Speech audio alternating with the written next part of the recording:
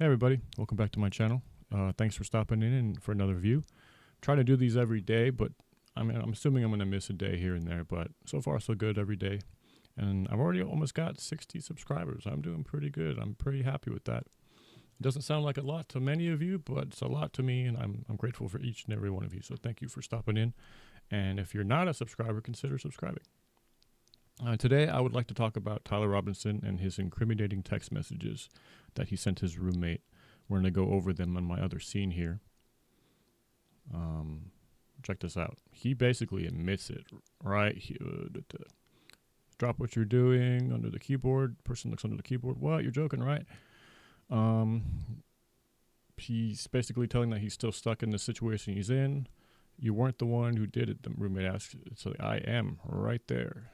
Incriminating evidence. He just basically admitted to everyone in God that he is the one who killed Charlie Kirk. And that's going to be extremely helpful when it comes to prosecuting him. There's really no way around that because documented text like that, where it's actually documented, that's incriminating. That's going to be very difficult to talk your way out of in court. And it's going to be very difficult for his defense team to defend against. When you admit it, it's one thing to admit it word of mouth, but it's entirely different and far more incriminating when you admit it in a text message like this, because it's documented proof. It's not he said, she said, it's documented. And then, and then down here, I thought that was interesting too, that someone else tried to take the fall for him, but this person was actually charged with two very interesting crimes. He was charged with obstruction of justice for a felony, which is a felony account by itself.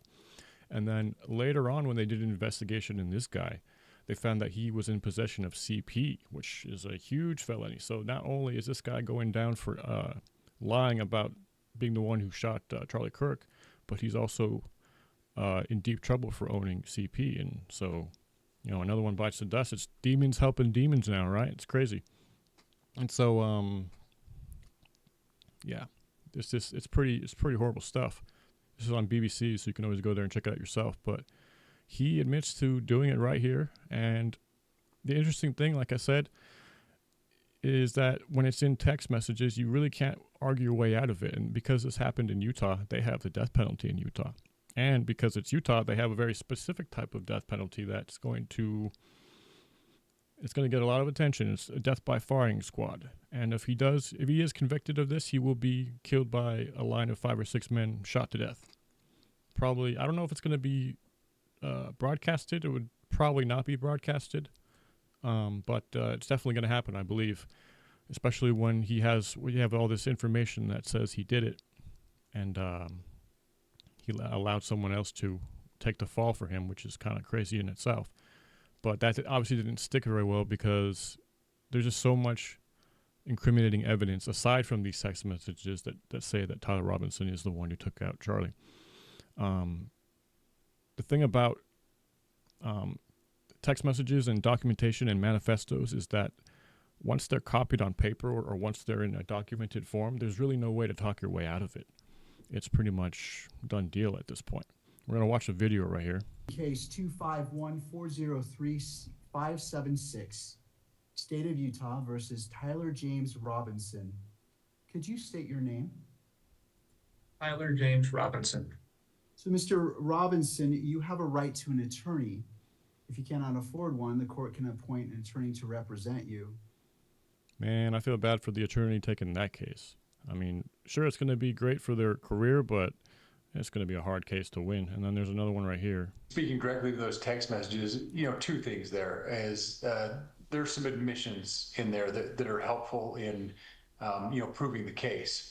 I think also helpful for the public is it starts to show a little bit of his mindset, whether he thought he was going to get away, and some of those things that maybe have not been released to the public yet. And so I think it opened a lot of clarity into the case that we couldn't release until these charging documents were filed. He transitioned across, he drove across Utah to get to this location. He was here for a period of time. He lingered after, and that's another thing that was released in those texts. As you can see, he didn't immediately leave right after the shooting. He'd intentionally ditched that gun in a predetermined spot and wanted to go back for it. And so we know he stayed in the area for a while. So part of the investigation is finding out, where did he go? Who did he interact with? Did he discard other evidence that maybe we could find? And so it's not just digital, it's not just physical. It's looking at context. It's looking at a lot of different things that may be evidentiary and may be useful to the case. Yeah, pretty incriminating, and it's going to be interesting. I mean, I hope they broadcast the courtroom stuff, the actual case itself, but I doubt they're going to. But anyway, look at this. There's more of these text messages. You're talking about the rifle and the moved it and everything. Look at this right here. How long have you been planning this? A bit over a week. A bit over a week, I believe. I can get close. So this we're not here proves it's actually premeditation, conspiracy, that he intended to do this, and there's no way of getting out of this at this point. Let's see what else we got.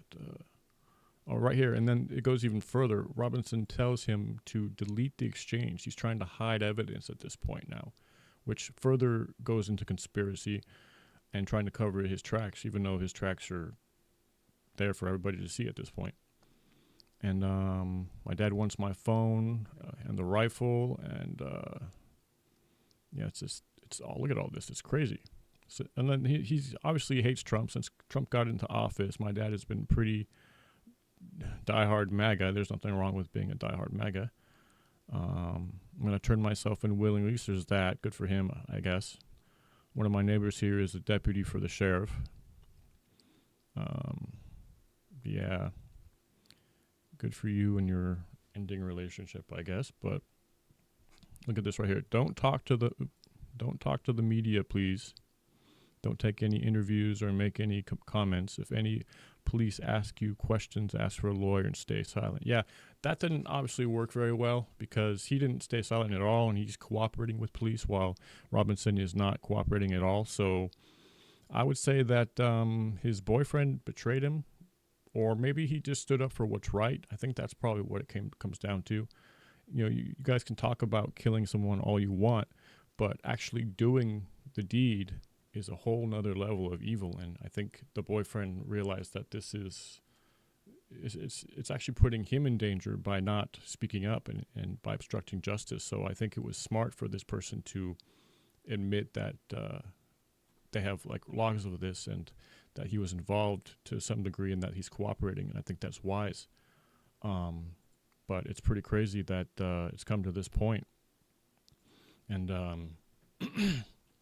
just want to reiterate that there are people on the left that are defending Tyler Robinson in terms of saying that it wasn't him or there's no proof. I think there's ample proof to show that he is the one responsible for these crimes, or this crime specifically.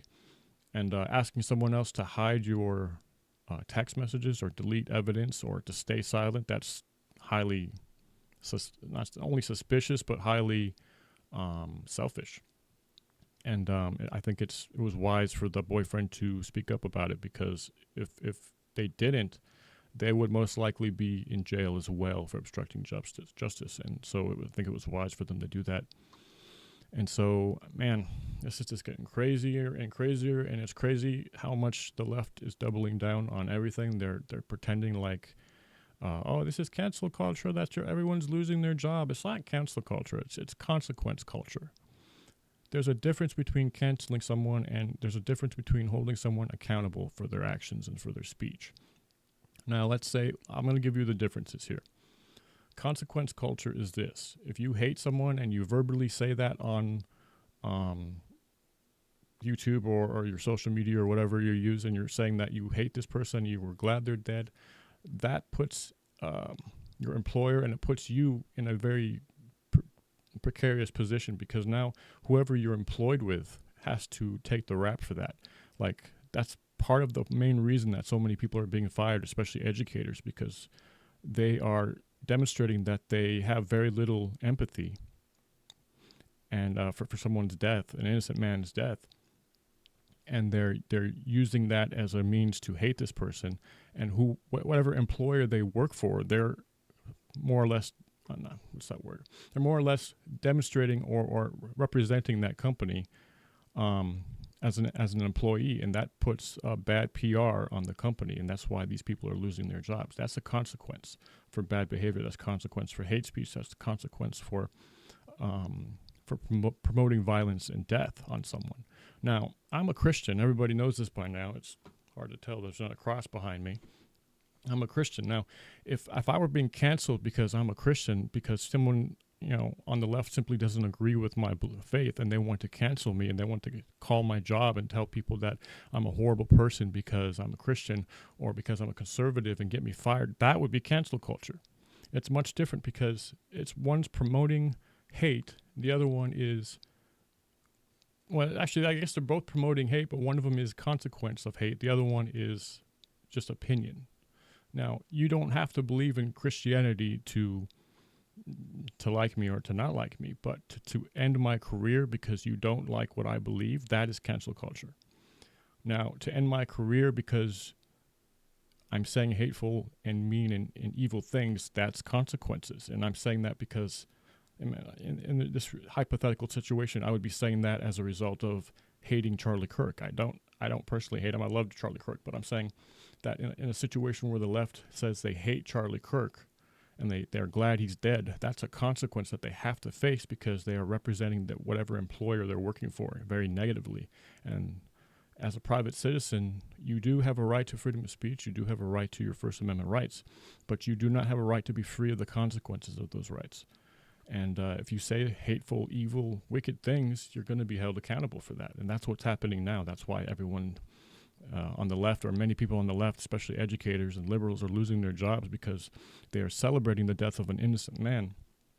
And those are the consequences for that. So anyway, I just thought this was an interesting thing to talk about today.